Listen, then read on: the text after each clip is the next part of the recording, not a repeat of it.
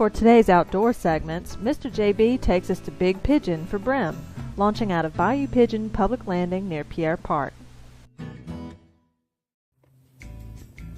Okay, now we're going to try and fish underneath that platform. We're going to get on that kind of open side over there. I'm going to pitch underneath it. There he is. Another good one. Look at him. That's a good one. Big yellow one, that's a female. Beauty.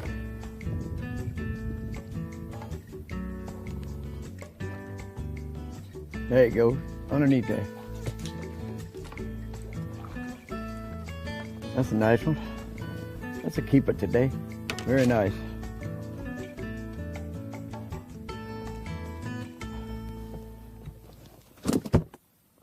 Folks, I knew where these fish were. And you need to come here around 10:30 when the sun is straight up and making a good shade pattern underneath. And therefore, there's where you go. Don't just wait till this time of the day to go here. And look at there, another good one. Not so good, but at any rate, a fish.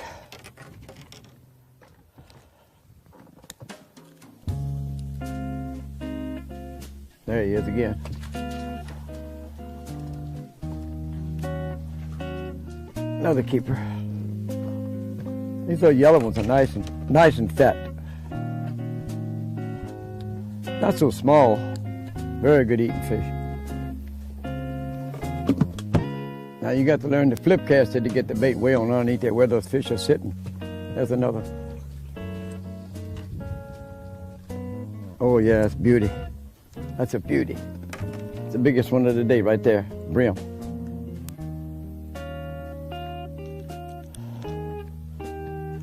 What did it say? Like shooting fish in a rain barrel? I never have seen anybody shoot fish in a rain barrel, but I heard about it. This is like catching fish in a rain barrel. What do you think about that? That's good. He's great. He's a good one. He's a yellow one. They are fatter than the red ones. This is a beauty. Now we're going to show you what we're using to catch these fish.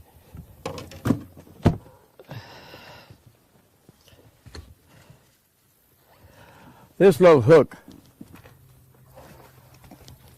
is called Salter's weighted panfish hook. It's acid core solder affixed onto a number 6 Aberdeen hook, slight bend in it, and it drops slowly through the water, allows those brim time to get to it. Now here's what we're using. We're using Flukus crickets from Lobdell, Louisiana. So he'll stay on there good. We'll thread him right underneath the collar and right on out the back. Let the hook stick out, just like that. He's gonna come in upside down. It makes no difference. It's just that he'll stay on there better than hooking him crossways. That's what we're using today. This is called Salter's weighted panfish hook. It comes in 3 weights, 1/64, 1/32, and 1/16. And you use whichever one is necessary for you to catch the most fish with. Oh, what a beauty.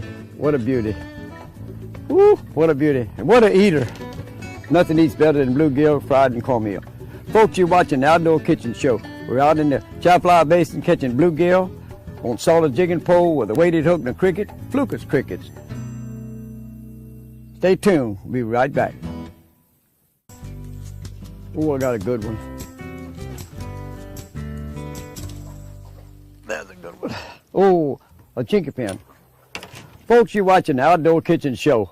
I'm JB Salter, your host for today.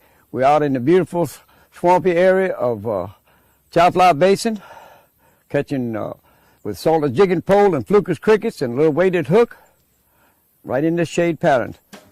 Okay, let's see what we got. Now I'm gonna pitch it through that hole right there. Just take a look at that hole. See what'll happen over yonder, way over there next to that the well itself.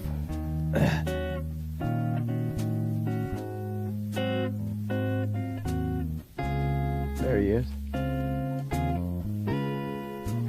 That's him. Beauty. How about that? Little accuracy there. That's beautiful. Good one. Another good one. Yeah, man. Nice. That's another nice one. There's a little old blackie here. Main thing about jigging pole is that you use a cork. You pop the cork a little bit, make a little noise on top. But in tight line fishing, you don't. You just kind of go straight down with it, wiggling, and you pick it up fast and stop, wiggle it, and going on down, wiggle it, going down, stop, move over. That's a straight down vertical fish. Now, if I see slack, I'm gonna set my hook. I don't know what it is. But that's a lot of these fish today, I never felt the fish. Matter of fact, I don't really want to feel them. I want to see slack. That means they've got it further in their throat. You'll notice I pick my pole up and stop. And go down, wiggling it as I go down, stop. Pick it up again, swiftly, don't wiggle it coming up. Just going down. You don't want him to feel the line on his lip and spit it out because he knows nothing's supposed to be pulling on his lip. That's the way you tight line fish. If you'd like to learn more about basin fishing, give Mr. JB a call at the number on your screen. Mr. JB Salter also teaches leisure classes on pan fishing at LSU. Now, let's get back to Kevin Boudreau and his tailgating special.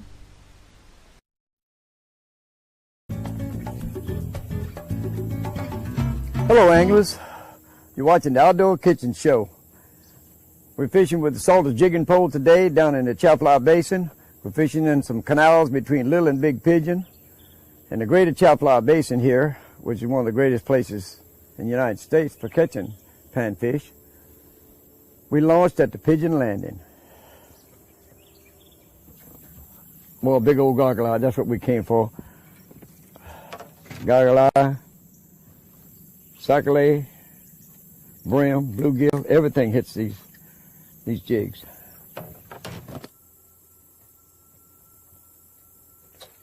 I got one. There's a nice sac-a-lait. Number one for the day. That's a beauty too.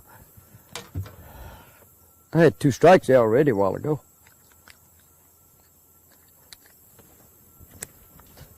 Folks, we want to show you what we're using today for a bait.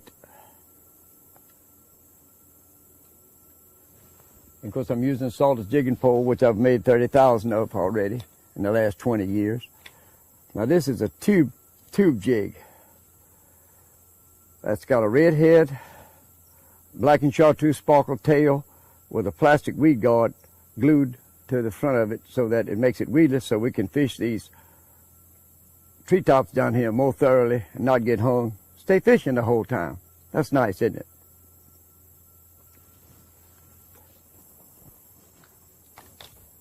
If you notice, we're fishing down through this South Venus grass. There's South Venus grass and coontail grass and all that mixed up. And it provides a good habitat to make these fish stay around here. Chase these minnows that's already come to that also to feed on microorganisms and things like that. These treetops that come way out into the water and have grass hanging around them are the best. But they don't really like shallow water like over in there. They like to stay out in deeper water, 3, 4, and 5 feet deep out in this particular area. Okay, let me show you what we're doing right here now. Show you how to get your bait loose. Hold the line very tight and go down, and when you hear the metallic click, you know you're at the bait, and then you push it off. See here? Got it loose. There he is. That's another nice one. I don't want to lose him. He's doing a lot of flopping out there. He's a good eating fish here today. It's about the smallest we'll probably keep. This is the white sac-a-lait. Show you the difference between a white and a black sac-a-lait. White sac-a-lait have vertical black stripes with a white stomach, and black sac-a-lait have lineal stripes with salt and pepper-like configuration. These come out of the Mississippi and the Red Rivers, which it turns to be the Chapala as it comes into the basin. There he is. Good one. Good enough.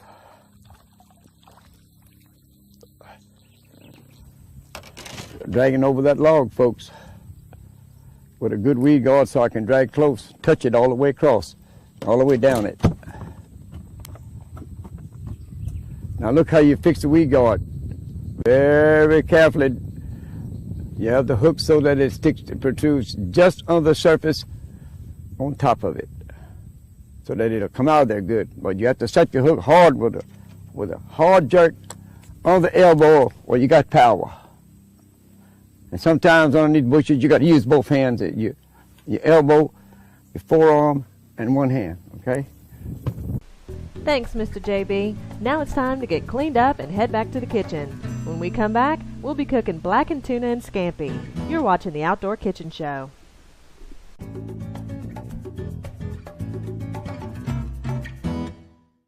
Okay, now you know today we have a bright sun, and that's really good for sac-a-lait fishing, because what it does, it creates a shade pattern underneath these trees and logs and grass beds, and makes these fish hang around there so that you can find them. It's pretty tough to find fish out there in this wide open water, but this bright sunlight does cause these fish to get here, because they don't particularly like the sun. They stay in the shade if possible.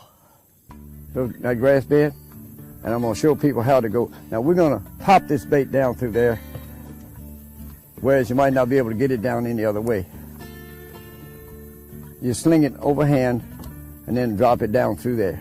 They like to sit right underneath there in that grass. I got one. I got him. It's a goggle eye. But I got one anyway, down through that grass. I don't think that's a fish. I don't know. Yes, it is. Small sac-a-lait. Look, it felt like a fish. We're not going to keep that size today, but you notice it came out more of that grass.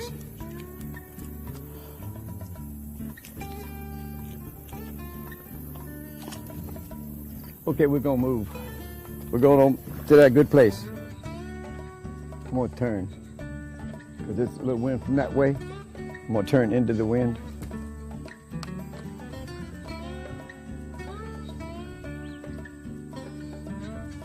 There's one. Not too big, but he's a fish. That's an eater, huh? Yeah, that's an eater. That'll do. Let him stay. There's one. That's a good one.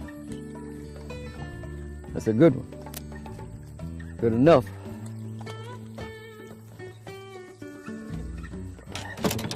That's another white. I'm dragging over that log, but you'll notice that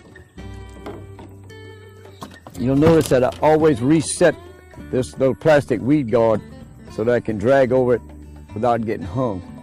Now it's set again. I got one. Another one. It's a nice one. Nice one. That's a black. Show you what a black looks like.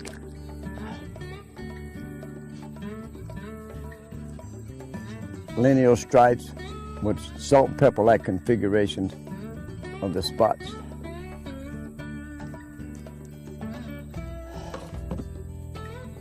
There's another one. That's a good one this time. The other one.